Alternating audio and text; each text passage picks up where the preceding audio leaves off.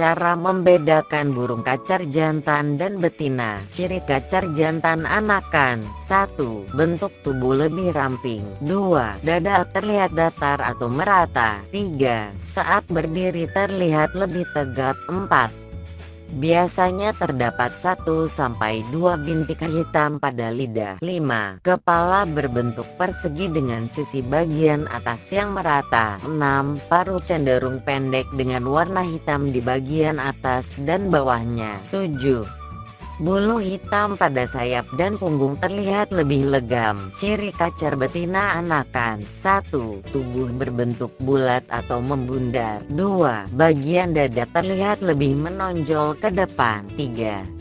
Cara berdirinya tak setegap jenis jantan. 4. Dengan bentuk kepala yang melonjong. 5. Paruh relatif lebih panjang. Bulu hitam pada punggung dan sayap terlihat keabu-abuan. Semoga bermanfaat.